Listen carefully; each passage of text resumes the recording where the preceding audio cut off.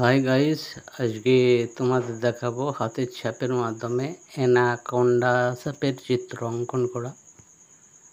আগে এইভাবে হাতের ছাপটাকে তোমাদের নিয়ে নিতে হবে।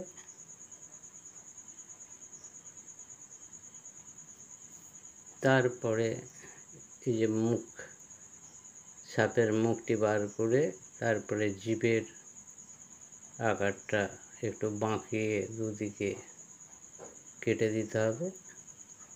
এরপরে নাকের ছিদ্রের ছবি এঁকে দিলাম। এরপরে চোখ,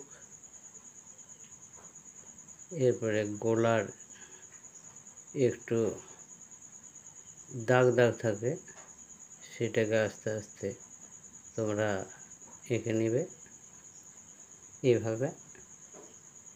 আর তোমাদের কেমন লাগলো অবশ্যই জানাবে এই ছবিটি,